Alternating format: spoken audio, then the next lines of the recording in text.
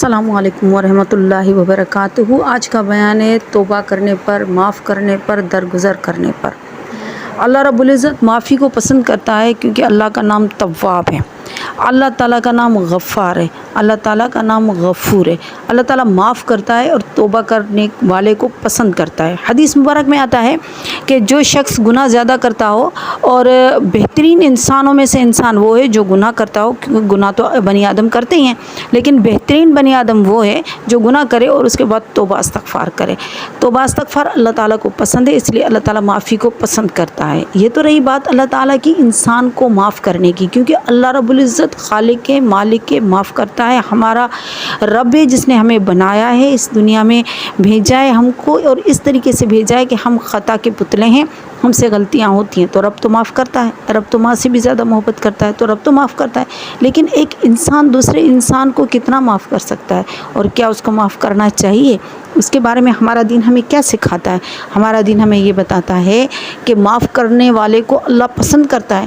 حدیث مبارک میں آتا ہے جو تم لوگوں کو معاف کیا کرو تاکہ اللہ تم کو معاف کرے۔ ایک اور جگہ آتا ہے، نبی کریم صلی اللہ علیہ وسلم فرماتے ہیں کہ جو زمین والوں پر رحم نہیں کرتا، آسمان والا اس پر رحم نہیں کرتا۔ اس لیے لوگوں کو معاف کیا کرو، درگزر کیا کرو، باتوں کو چھوڑ دیا کرو۔ ایک واقعہ آتا ہے صحابہ کا، نبی کریم صلی اللہ علیہ وسلم کی مجلس میں صحابہ بیٹھے ہوئے تھے، تو اچانک ایک شخص سامنے سے گزرا۔ آپ صلی اللہ علیہ وسلم نے فرمایا کہ یہ جنتی شخص ہے۔ تو ایک صحابی اٹھے جو کہ صحابہ میں سب سے زیادہ عبادت کے طور پر مشہور تھے، سب سے زیادہ وہ ساری رات جا کر عبادت کیا کرتے تھے، اکثر دنوں میں روزہ رکھا کرتے تھے، اور ہر سنت پر پابندی کیا کرتے تھے، اور اتنا عمل کیا کرتے تھے اور اتنی کثرت کے ساتھ عبادت کیا کرتے تھے کہ صحابہ میں وہ سب سے زیادہ عبادت میں مشہور تھے۔ انہوں نے کہا نبی کریم صلی اللہ علیہ وسلم نے کبھی مجھے نہیں کہا کہ میں جنت میں ہوں گا، لیکن اس شخص کے لیے کہا، گویا اس شخص کا عمل، اس کی عبادت مجھ سے زیادہ ہے۔ یہ اس کے پیچھے چلے گئے، میں تو یہ ضرور راز جان کر رہوں گا کہ آیا اس نے کون سی عبادت کی ہے جس کی وجہ سے اس کو زندگی میں ہی جنت کی بشارت مل گئی ہے۔ کہنے کہ میں اس کے پیچھے چلا، میں نے اس سے کہا کہ بھائی میں آپ کے پاس 1-2 دن کے لیے مہمان ہوں۔ وہ غریب بندہ سا تھا، اس نے کہا ہاں ٹھیک ہے، بسم اللہ، مہمان ہو، اللہ کی طرف سے رحمت ہو، آ جاؤ، جو حال ہے میں کھلاؤں گا پلاؤں گا اور آؤں گا۔ خیر، یہ حضرت فرماتے ہیں کہ میں تو اپنی عبادت کے مطابق عبادت کرتا رہا، اور میں اس کی دن کے جو سارے شیڈول کو وہ غور سے دیکھتا رہا کہ یہ کیا کرتا ہے۔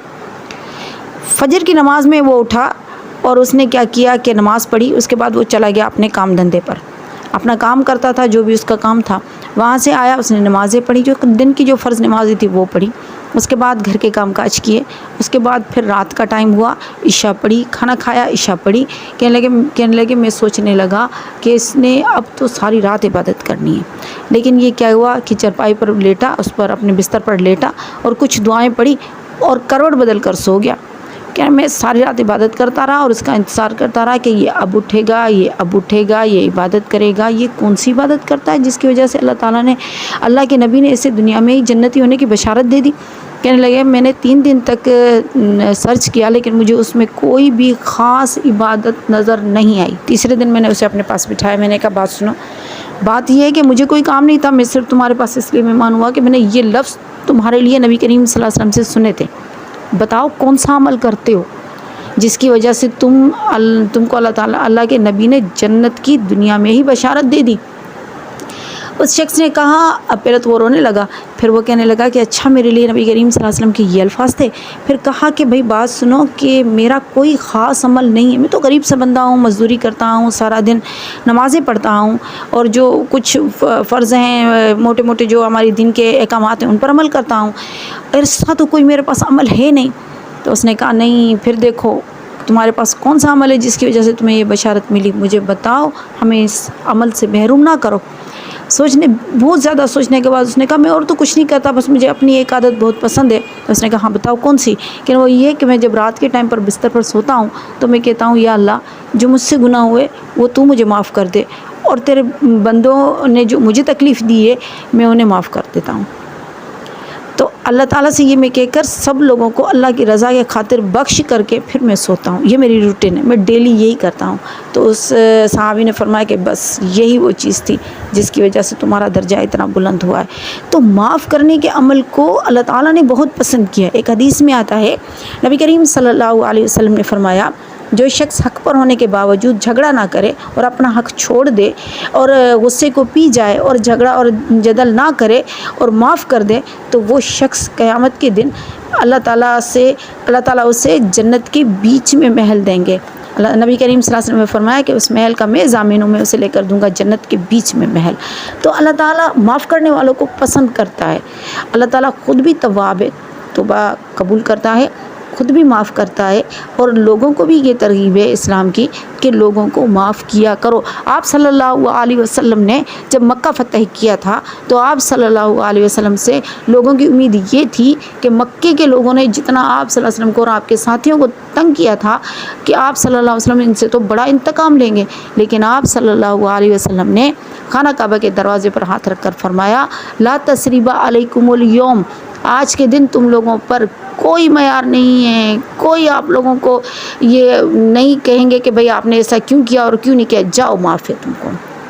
آپ صلی اللہ علیہ وسلم کی اس عام معافی کی وجہ سے لوگ فوج در فوج اسلام میں داخل ہوئے اور مکہ جو فتح ہوا پورا کے پورا مسلم ہو گیا، اکا دکا کچھ لوگوں کو چھوڑ کر، اور آپ صلی اللہ علیہ وسلم کی اس معافی کے عمل کی وجہ سے لوگ اتنے زیادہ متاثر ہوئے۔ تو معافی وہ عمل ہے جو لوگوں کے دلوں میں محبت پیدا کرتی ہے۔ اگر رشتہ نبھانا ہو، خاندان میں صلہ رحمی کرنے کا حکم ہے، ایک دوسرے کو معاف کرنے کا حکم ہے، ایک دوسرے کی باتوں کو درگزر کرنے کا حکم ہے۔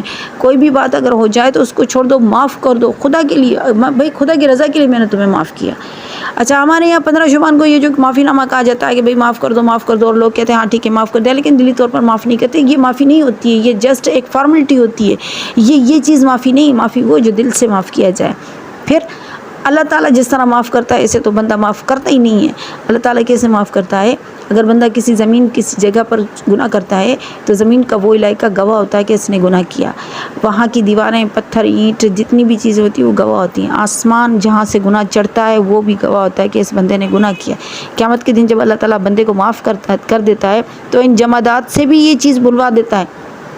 زمین بھی بھول جاتی ہے کہ اس بندے نے میرے اوپر گناہ کیا، آسمان بھی بھول جاتا ہے کہ گناہ اس کا میری طرف سے چڑھا ہے، یعنی ہر چیز سے اس کے گناہ کو بھلوا دیتا ہے۔ اس طرح معاف کرتا ہے، اور اسی طرح معاف کرنے کو اللہ تعالیٰ پسند بھی کرتا ہے کہ اگر آپ کسی کو معاف کر رہے ہو تو اس کا مطلب یہ نہیں کہ ابھی تو میں نے معافی دے دی، چلو ٹھیک ہے میں نے معاف کر دیا، لیکن 1-2 دنوں کے بعد پھر تانے دے دیے اور پھر کوئی نہ کوئی ایسی بات کر دی، طنز کر دیا اور اس کو ہرٹ کر دیا۔ یہ چیز غلط ہے، کیونکہ اگر آپ نے معاف کیا ہے تو دل سے معاف کریں۔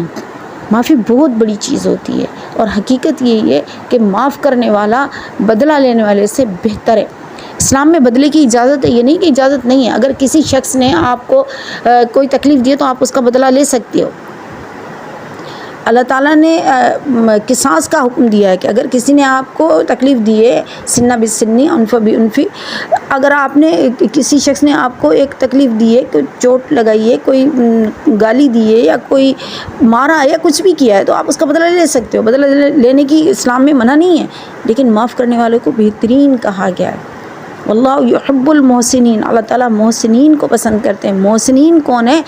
وہ ہیں والکاظمین الغیظ، جو غصے کو پی جاتے ہیں، والعافین عن الناس، اور لوگوں کو معاف کر دیتے ہیں۔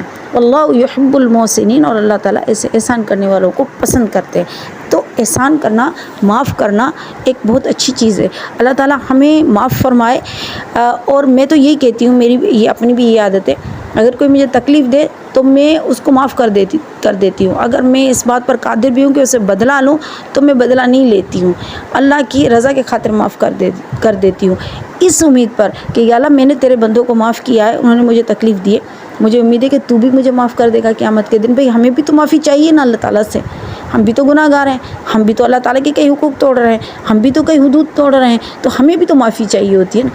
تو معاف کرنے کے لیے صرف یہ استغفر اللہ ربی من کل ذنب یا استغفر اللہ یہ کہنے سے معافی نہیں ہوتی ہے۔ معافی کا مقصد یہ ہوتا ہے کہ لوگوں سے درگزر کریں اور دلی طور پر ان کو معاف کریں۔ اللہ تعالیٰ ہمیں معاف کرے، ہمارے گناہوں کو، اور ہمیں معاف کرنے والا بنائے۔ وآخر دعوانا ان الحمد للہ رب العالمین۔